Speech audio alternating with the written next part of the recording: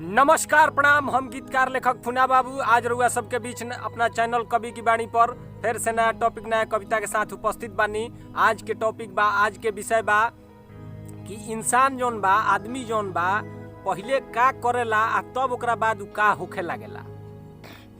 कविता बा, पहिले मंगनी में पिया के जे परिकावेला, पहिले मंगनी में पिया के जे परिकावेला, बाद में उ दोबरी दाम साधावेला। पहिले मंगनी में पिया के जे परिकावेला, उ बाद में दोबरी दाम साधावेला। जेतना बगली में बा उतने कूदल करी, जेतना बगली में बा यानी पॉकेट में जितना बा, स्ट्रेंथ जितना बा उतने कूदी फानी, उतने काम करी, उतने बारे में सोची। जितना बगली में बा उतने कूदल करी। लोग मौका पर अंगूठा देखावेला। मौका जब पड़ी नू तो और सब हितई मितई सब लोग फेल हो जाई आ ओह दिन रुआ बहुत दिक्कत होई। जेकरा खातिर अपन सब काम धाम छोड़ देनी, जेकरा खातिर अपन सब काम धाम रुआ अपन छोड़ देले होखी, ओकर काम जब हो जाई उहे बाद में गरियावेला।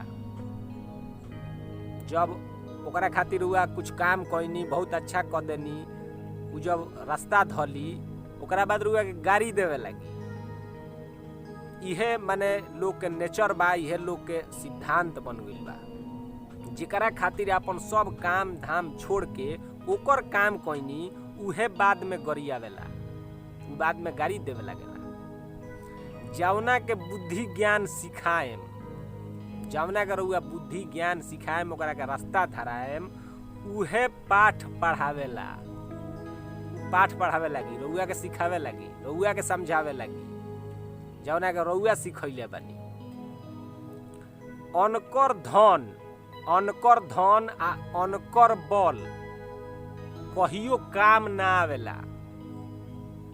दूसरा के धन पर रउआ कहतानी कि हमारा माने हई हो, हऊ हो, हमार फलाना हऊ हुए, हऊ हमार फलाना बहुत बलवान हुए, वीर हुए, उ कहियो कामे ना आई।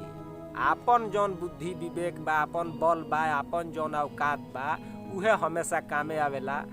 दूसरा के चीज पर कहल अच्छा नइखे। दुनिया के ई रीत ह भाई, दुनिया के ई रीत ह भाई, साथे खाली आपन परछाई। दुनिया के ई रीत ह भाई, साथे खाली आपन परछाई। परछाई एगो ऐसन चीज बा जौन साथे बा इंसान के। बाकी हमरा नजर में तो कहीं केहू नजर में नइखे कि माने उ कब छोड़ दी, कब केने का करी, एकर कोनो गारंटी नइखे। दुनिया के ई रीत ह भाई, साथे खाली आपन परछाई। जेकरा के जन्म देनी रउआ, उहे आग में जरावेला। जेकरा के जन्म देले बानी उहे एक दिन आग में जराई, उहे रउरा साथे दिक्कत पहुंचाई, उहे माने सब कुछ करी। पहिले मंगनी में पिया के जे परिकावेला, उ दोबरी दाम साधावेला। जितना बगली में बा उतने कूदल करी, लोग मौका पर अंगूठा देखावेला। यही के साथ हम कविता के विराम देव। अगला वीडियो तक फिर मिलल जाई। सब कोई का नमस्कार, धन्यवाद। रुआ सब हमारा वीडियो के देखी, शेयर करी दोस्त मित्र में। हम रोज एगो नया वीडियो के साथ, एगो नया कविता के साथ मिलब। फेसबुक पेज पर भी हमारा रुआ देख सकतानी कवि की बाणी। तब तक के लिए नमस्कार, प्रणाम, धन्यवाद। जय हिंद, जय भारत।